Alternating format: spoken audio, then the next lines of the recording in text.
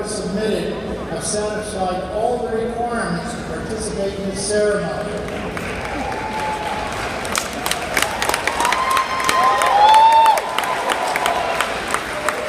I ask that those who have completed all the degree requirements be hereby granted their degrees.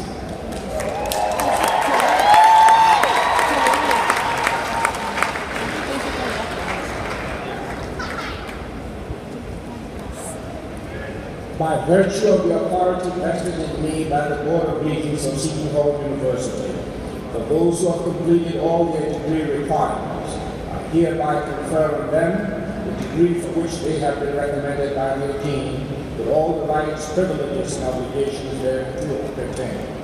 In my name, and in the name of the Board of Regents, may I offer you our sincere congratulations.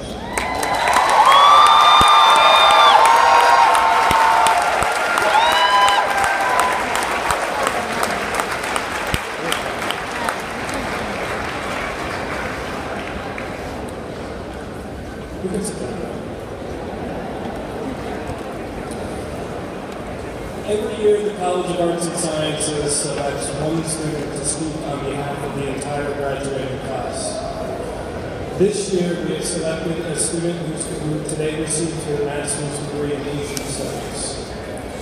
This international student excelled both academically by achieving excellent grades and presenting her work at multiple research conferences, but also proved an invaluable member of the university community by serving as a teaching assistant and teaching undergrad courses in Chinese, by mentoring her fellow students, by helping set up department events, and by even helping pick up other international students at the airport to help them feel welcome. She's epitomized the servant leadership and academic excellence that Seton Hall strives for. So I'm very privileged today to introduce to you Yaoyi.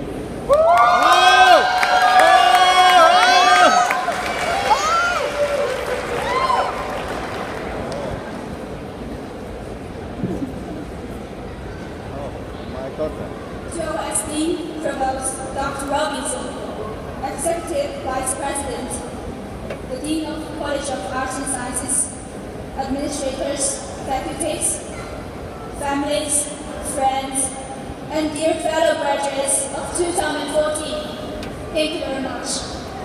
First of all, I would like to take this opportunity to congratulate all the graduates. The road has been long with many winding curves, but we have come this far at least. As I stand here today, I have memories of some of the great leaders of our time. We have seen recently in America the elevation of a black leader who has been elected to the position of the President of the United States. Truly a remarkable development in our history. As I remember President Obama delivering his keynote address at the 2004 Democratic National Convention, he emphasized that there is hope for every one of us. At that time, I thought what a lucky guy he is. When I received the honor of being selected as this year's commencement speaker, the first thing came to my mind is to remember what others, like President Obama, has achieved. It is only in America that such an event takes place. And, like him, all of us should continue to strive to be the best that we can be in everything we do. My present honor is based on a simple premise that is summed up in the Declaration of Independence over 200 years ago. We hold these truths to be self-evident, that all men are created equal, that they are endowed by their Creator with certain inalienable rights, that among these are life, liberty, and the pursuit of happiness. My parents are from Shanghai, a beautiful city in China. They gave me a nice name at my birth, a name which means beautiful memory in Chinese. And their best wish is me to have beautiful memories throughout my life. They are both sitting here watching me with their smiling face. Even though they cannot understand what I'm saying in English at all, I guess I already made them proud.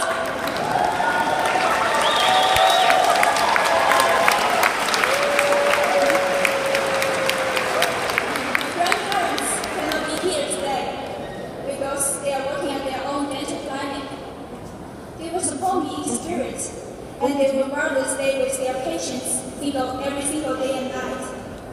What they have done and they continue to do make me proud of them, and their hard work gives me great incentive to work hard towards the dream that I have. And that dream is to become the best language teacher that I can become.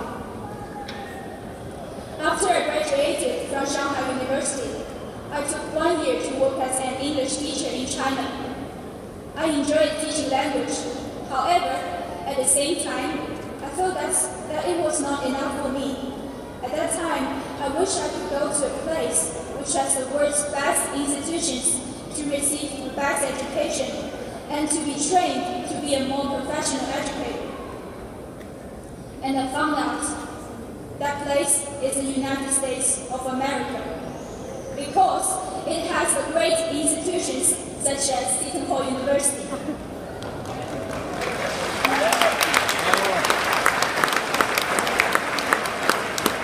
I chose to come to Seton because, first of all, I'm a Christian, so I thought that it would be better for me to go to a Catholic school, even though I didn't know the connection between these two religions at that time. Secondly, when looked up on the map to find the location for this school, I found out it is pretty close to New York City. However, the only advantage is that I could easily spend my money at excellent shopping locations to fulfill my physical desire. Thirdly, I almost went to the Arizona State University. However, I found that the summer is extremely hot in the desert, and the winter lasts for 4 months. After I came here, I realized that the winter here on the East Coast lasts for even 6 months, which is like forever. However, I can never regret moving here, living in such small and tranquil suburban town, enjoying the night sunrise, sunset, and the stars every day and night. And the fact is that no matter which institution you are in, what matters for your future is how hard it is you are working towards your own dream. Life here at Seton University has made my dream come a step closer. I would rather to use at least 3 phrases to describe what I benefit from this experience. And they are to be humble, to be grateful, and to be hopeful. I met this guy at the end of August last year, the first week of 2013 fall semester. And it was my first week working as a teaching assistant under the Asian Studies department. At first, I was very impatient to him when I was teaching him Chinese. Later on, I found out that he was the hardest working student in my class. He is 77 years old, and he already earned 6 bachelor degrees and 5 master degrees, and he is still studying as hard as he could. Every morning, he took the 6 a.m. bus, carrying a big bag to school. Little by little, I realized how cocky I am as a language teacher. He knows much more than I do in various fields. I started to be as patient as I could towards him, teaching him Chinese as effectively as I could. The fact is that the more I taught him, the more I benefited from him by listening to his own story, learning from his knowledge, and the most important of all, by learning to be humble as a student as well as an educator. To be grateful is like giving thanks to those who have helped you, even for a very little thing, and to those who have been receiving help from you. To my academic advisor, Professor Dong, who has been always strict with my papers and works, who never hesitated to point out what I did wrong or even not too well, who is always ready if I need any help. I wish to say thank you from the bottom of my heart.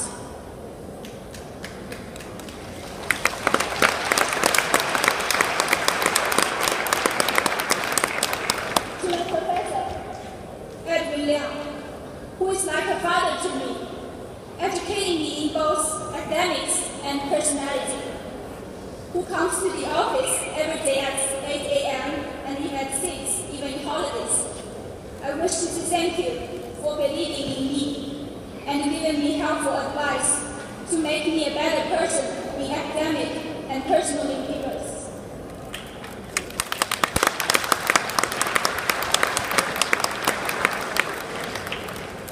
I have been receiving help from a lot of people throughout my 2 years at Seton. For some of them, I might not even know their name. To my friends and classmates, I would like to say thank you to all of you for your help and encouragement that I have received from you.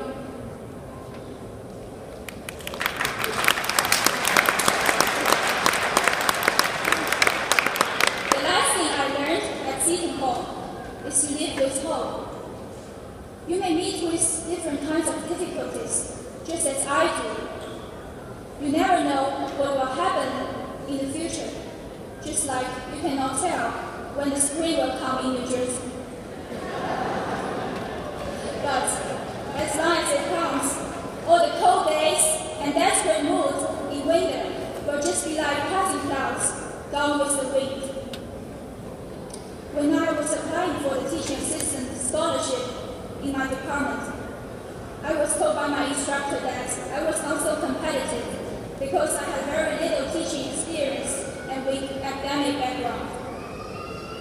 I was in a bad mood for a while. Later on, I started to work hard when I wrote papers, presented my papers in several academic conferences, attended several teaching training workshops and programs during the summertime, and volunteered to teach in weekend schools and never gave up serving as a pianist in church. Finally, I got that position, but what I'm trying to say here is please do not lose hope when you meet with difficulties. Consider it as a turning point in your life, which will make you grow stronger and more mature. Right now, I'm facing with a big problem just as most of you do, which is looking for a real job. Let's work hard and never give up. And as I say to you, those who are graduating with me today, at the peak of your own personal performance, there is hope for every one of us. May God bless you all. Thank you.